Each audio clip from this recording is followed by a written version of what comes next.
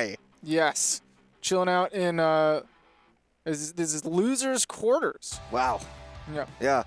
Once again, have to give huge props to Tispai for getting that consistency back, right? Yeah. Really starting to show up deep in these top 8s, often with the Ike going up against Trey 5's Minecraft Steve. Has had a solid run so far, taking out Superhead and then right after that teaser to make it up this far. I believe Trey 5 falling to Cheeks, if I'm not mistaken. That would make sense, yeah. Cheeks, among most other people, has had some of the most Minecraft Steve out of anybody else on the planet. Yeah. So he's developing. Oh my God! Tispai develops a 0 to death in 30 seconds. He is really pushing that advantage. Tispai really knows how to navigate neutral to find that hit. And then once he does, he carries it pretty dang far.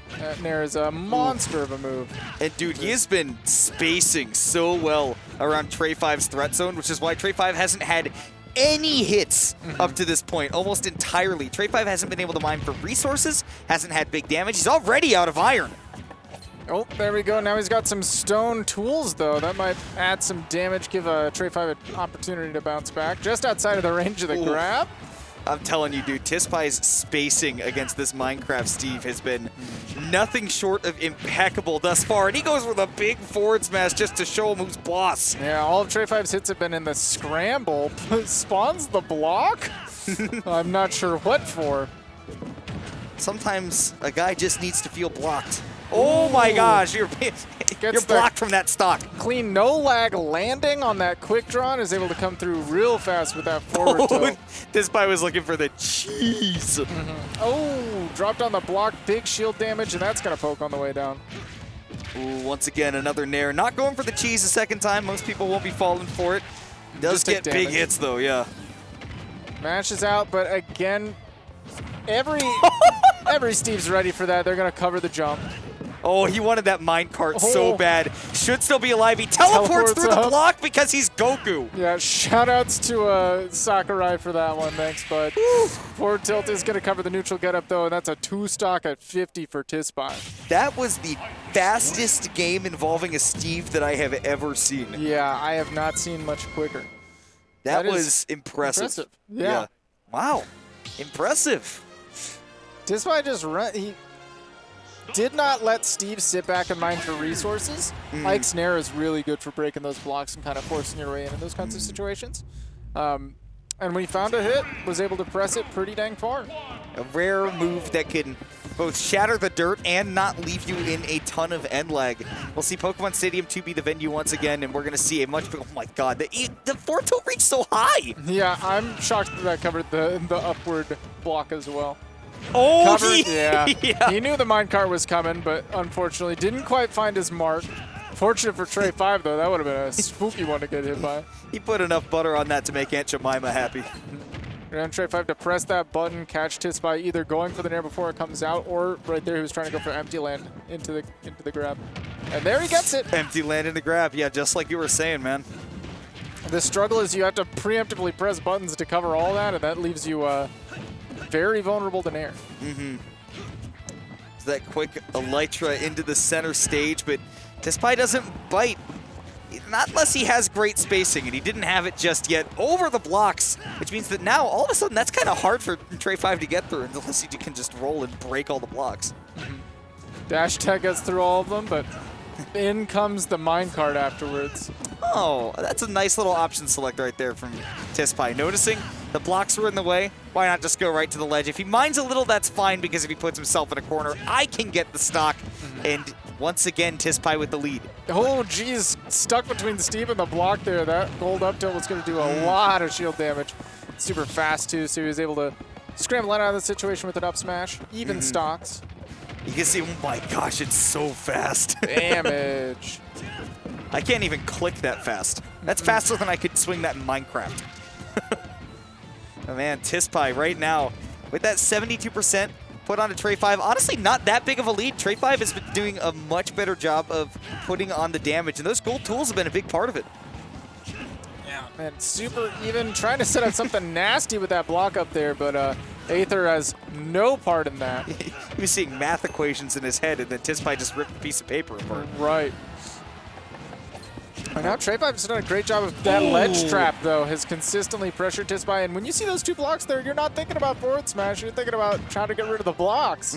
Or even thinking that, like I did, that maybe Tispai was safe right there, right? Trey5 couldn't do much about it, but yeah, forward smash will just bust right through. There we go, comes through the quick draw, though, is going to take the space, but right in to the cart, and now Trey5 has lapped Tispai in percent, almost covers the quick draw.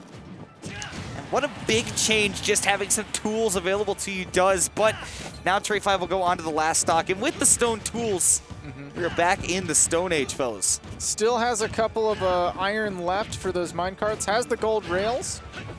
Oh, but the gold's gone. Ooh. Tispai getting grabbed out of the ether lava, mistimed. Means that he gets a second lease on life, and Nair can lead into your imagination. Big punish on the second attempt of that. Punish the anvil as well. And now this is a really spooky situation if you get the right read here. Oh, gets scooped up by the cart, has to dodge. Oh, Trey chased him all the way! He had no fear running up with that. Get up attack is going to get around the lava. And Trey still will not be able to find iron tools. He's likely duking it all out with cobblestone tools now until the end of the game, unless right now he gets his opportunity. He is faking a bank shot. LeBron James in the house. That's the Hyrule Castle special. That was sick. Both of those players are laughing about that because it was so sick. I will see you on YouTube. Put down that block and use it as the backboard. That's insane. That was awesome. That was some slam dunk contest stuff. That's the kind of Steve stuff I like to see. Yeah. That's Hyrule Castle. That's the creativity. Really playing in creative mode right now. It's an original joke. Nobody else has ever said that. Nope. But now it's back to survival as we go back to Pokemon Stadium 2. Just two guys being dudes on Pokemon Stadium 2. That's what I like to see. What's better than this? This is, if I'm not mistaken, still best of 5.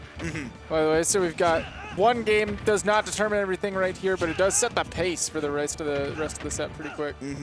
Yeah, I think that if Trey5 gets this game, it's a pretty good sign that he's made some phenomenal adaptations. And remember, Tispai got the 0 to death in the first game. Trey5 now has one of his own. Yeah, that's adaptation right there. Trey5 did a great job of covering Tispai's defensive options. Anytime the cart's involved, I feel like Trey5 is just one step ahead. I feel like Tispai probably needs to be a little bit more preemptive about that cart. And, you know, we saw the forward smashes earlier. They're a little bit committal, a little bit easy to react to, but I'm certain that a forward air would probably be able to break the cart, right? Is it not strong enough? You know, it's potential.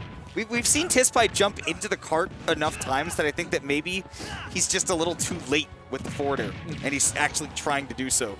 We'll see now as the cart rolls in. Trey5 lets it go early, and now we'll lose that stock just as so. And a low angle on the forward tilt. Surprised he's able to catch the Elytra. Little tech on the block there. Now he's ready for it. Head bonk on the dirt. Home Depot has entered the chat. Man, Trey5 has just done such a good job of boxing out Tispai. You think of Ike having big disjoints, but this pickaxe, it's no slouch. Sir, I mean, as much damage as Ike can do with his sword. With this iron tool set, yes, sir. Waits for the landing on the Nair, out of range, comes in with a forward smash, and that's clean. Oh, in comes the minecart. Trey5 almost got the spike, too. Would have been back into the creative mode. Really, really spooky situation there. Tispai at 79 on the last stock. How does he get off the ledge? Oh, just a jump. Yeah, but Trey5 put out that block to bait out the jump, but he was a little bit tepid to challenge those big Ike aerials, but he's 1 or 2 hits away from sealing out this game 3. Tispai, though, still biting into this stock. There we go. Tries to cover the jump with a back air, but the block makes it a little bit tricky. No drift in required. And we see Tispai is playing a little bit more reserved in this game too. Even though he's trying his hardest to get up close, he's being much more methodical about it. But because of that, Trey5 now has his first diamond tool set of this entire set. There we go. Does, though, get him down to the last stock, but that's just a spike onto the flat, into the up smash again to take the game. Now Tispai on potentially tournament life for this next game. Yeah, down 2-1. And Trey5 has made some, as you've said, some excellent adaptations. This is why so many people think that he's got the upper hand as the Steve in this region, right? He's got such phenomenal fundies in this game that he is able to take his character's tools and adapt to whatever is thrown at him. But can he adapt to a new character? And this is not a huge shock immediately going He SDI'd out of that. for some big plays. Yeah, this is not a huge shock. Tispai has been kind of trying to bounce back between these characters. Okay. I believe this is the character used to beat Teaser as well. So, So one big win on another one of the big Texas tees. You see right here, this is one of the things that even though that side B, the Photon Edge, is not the safest, maybe not the best move, doesn't even do that much damage, but what it does do is it offers Tispai a ton of burst movement, and that means that he can make it a whole lot harder for Trey 5 to mine for resources. Super dead, and that is the big risk of throwing out that Blazing End and going back off stage. If you get hit once, you're probably done. Yeah, I jumped into it, so unfortunately nowhere else to go. Their big Nair, though, gonna have to land. Great job, again, using those blocks to stall out the timing. It's really hard to cover these landings from Steve. Ooh, and then the tech chase on the platform. Tispai's lucky to escape with his life right there. He's only at 37 right now, so prime time to take the stock and get right back into the game. Gotta look out for the forward air, so that was a great job by Tispai to jump away. Now let's trap time.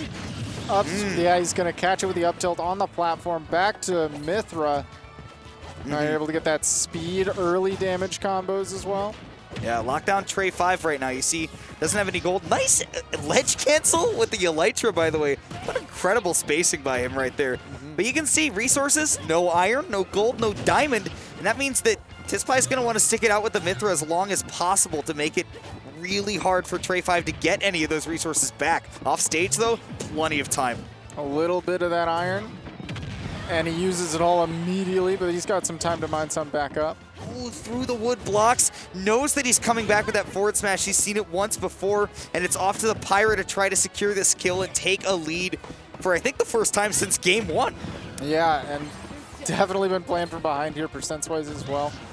Does come through with a clean dash attack, tries to cover the jump. But it's difficult to cover that minecart the way the Trey 5's placing him. Bounces into that anvil. Trey 5 doesn't make it easy to figure out when those minecarts are coming out. And that anvil, you better know when it's coming out. Powerful as it is, you better know that down air to up smash is reliable as you thought it is. We're on to last stock. Does the up smash, is able to catch Trey 5 on the plat, but he does have those diamond tools to him, if I'm not mistaken. Yes, diamond tools in hand for the last stock. And look at the damage already, 64. And it's got to be agony for Tispai knowing that, all right, like I got to respect what these diamond tools can do, but I don't want him to get too much more iron. Yeah, and that iron is definitely the difference maker. But right now, we're seeing he's only got about 1 drop left of the iron. Not a lot of this, not a lot of the stone, but he survives. Was able to get the air dodge read into the forward smash, but Tispai still living. And with the Pyra out, even a chance to take this stock. It'll be tough coming back. Prominence Revolt's going to be able to get him that ledge. Oh. Down air into up smash Trey with phenomenal DI to escape. Just outside, and the dash attack is going to catch Tispai. Trying to drift back to the ledge. Trey 5 sticking it out through a little bit of a spooky situation at the end. Avoids the reversal, though, and is able to clean it up, move on into losers finals. Yeah, that could have been the whole game with that down air into up smash. But Trey 5 holding fast to the fundamentals and to the solid Steve gameplay. And you know, holding fast on to what was working, right? We talked about him making adaptations, and he didn't really have to make all that many throughout the course of the